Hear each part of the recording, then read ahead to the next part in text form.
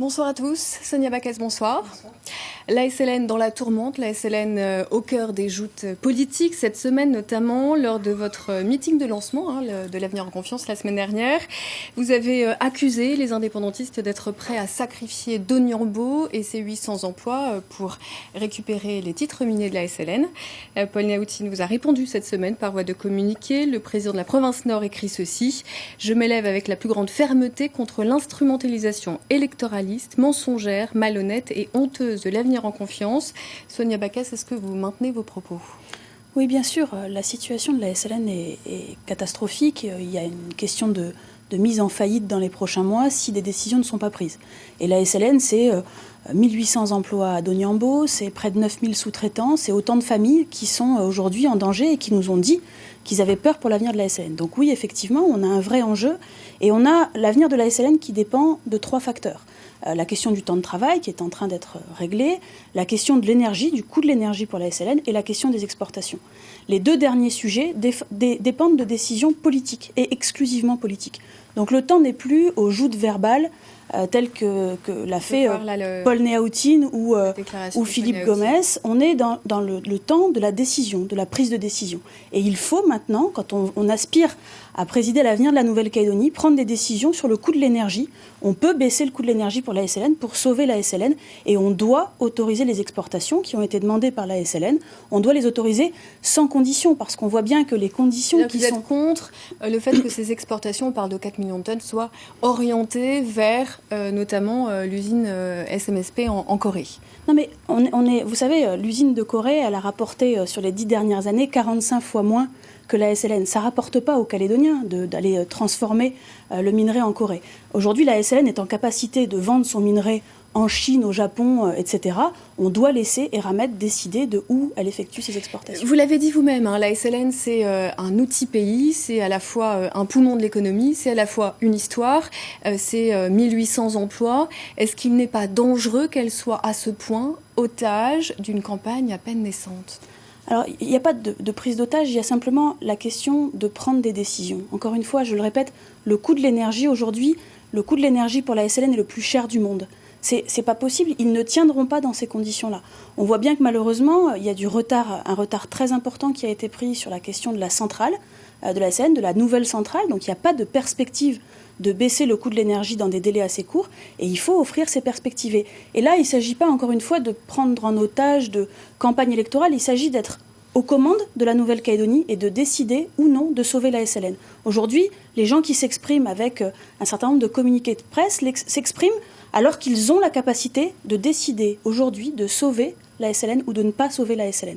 Et donc on attend des gens qui sont aux commandes aujourd'hui de prendre les décisions pour sauver la SLN. En tout cas, nous, c'est ce qu'on fera le 12 mai si les Calédoniens nous font confiance.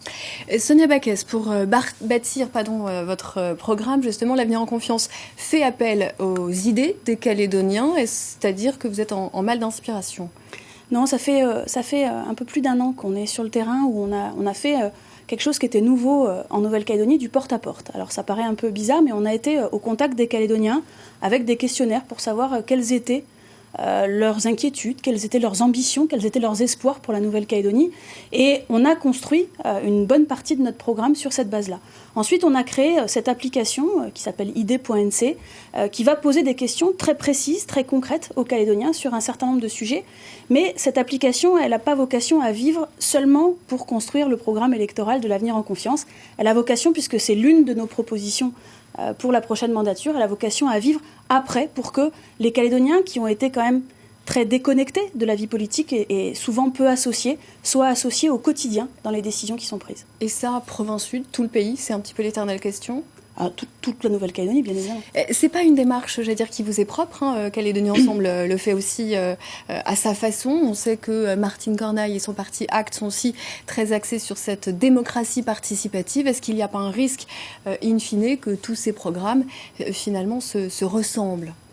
Alors, simplement pour Calédonie Ensemble, qui effectivement a lancé la même démarche que celle qu'on a initiée, c'est bien d'écouter les Calédoniens pendant les périodes de campagne électorale, mais je crois que c'est bien de les écouter pendant toute une mandature. Et malheureusement, on a bien vu qu'un certain nombre de décisions sur le pouvoir d'achat, sur l'avenir institutionnel de la Nouvelle-Calédonie, ont été prises sans leur demander leur avis. Nous, ce qu'on veut, encore une fois, c'est pas uniquement consulter les Calédoniens pendant une période de campagne électorale.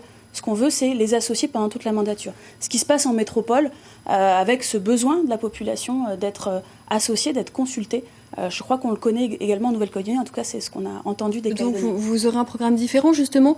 Vous avez malgré tout donné quelques pistes sur ce programme, notamment en matière économique, le 2 mars dernier, avec moins de taxes, soutenir la liberté d'entreprendre, mais aussi redonner du pouvoir d'achat aux Calédoniens. Concrètement, quelles mesures peuvent permettre de rendre ces promesses possibles ?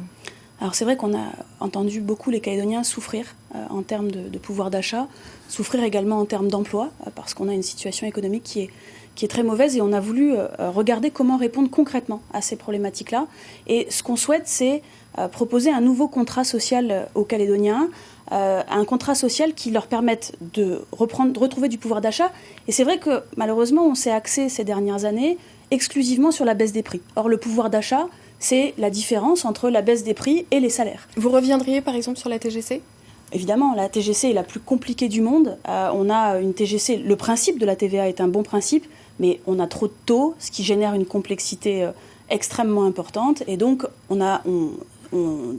diminuera le nombre de taux pour simplifier le mécanisme de la TGC. Mais au-delà de ça, on a besoin de redonner du souffle aux entreprises et donc de baisser les charges sociales pour que cette baisse de charges sociales se retrouve dans les salaires, dans la création d'emplois, dans la redynamisation des entreprises. Donc c'est ce qu'on proposera, un nouveau contrat social où finalement on va s'attaquer au salaire, à l'emploi.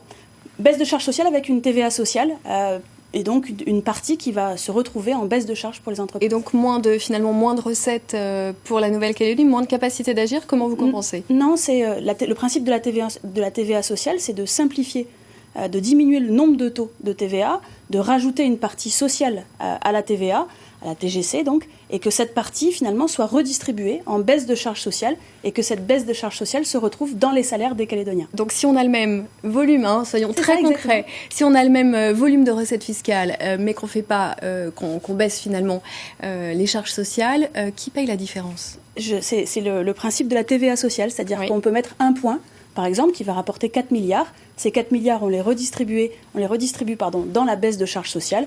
Et ces baisses de charges sociales se redistribuent en salaire et en création d'emplois. Alors, le Rassemblement national, cette semaine, vient de se lancer, d'officialiser donc sa liste, notamment dans le Sud. Elle sera tirée par Alain Descombelles. Vous qui prenez l'union, l'avenir en confiance, vous n'avez pas trouvé de terrain d'entente avec l'ancien Front National ? Alors c'est vrai qu'on a entendu, depuis le référendum en particulier, les Calédoniens, les loyalistes nous dire « unissez-vous, arrêtez, mettez de côté vos ambitions personnelles, vos égos, unissez-vous ». Et c'est le travail qu'on a voulu faire avec tous les groupes loyalistes qui sont représentés au Congrès, le Rassemblement et le MPC et les Républicains calédoniens. Le Rassemblement national a décidé de faire une démarche individuelle avec Alain Descombelles. Je pense que c'est dommage. C'est dommage parce que on a besoin d'avoir un camp loyaliste qui est fort et qui est uni, parce qu'on a un vrai risque de basculement du Congrès à majorité indépendantiste, donc d'avoir un président du gouvernement indépendantiste. Et quand on connaît le projet très inégalitaire du FLNKS, on peut s'inquiéter. Et je pense que le Rassemblement national prend un risque important pour la Nouvelle-Calédonie. Alors toujours sur ce chapitre de l'Union, votre colistier Philippe Blaise, précédemment, la semaine dernière, Calédonie Ensemble appelait de leur vœu une liste unique loyaliste dans le Nord. Est-ce que la démarche est sincère ? Je vous pose la question parce qu'on voit déjà des discours très virulents entre l'Avenir en confiance et Calédonie Ensemble en début de campagne. Donc comment peut-on s'attaquer si frontalement et en même temps vouloir partir ensemble dans le Nord et dans les îles ?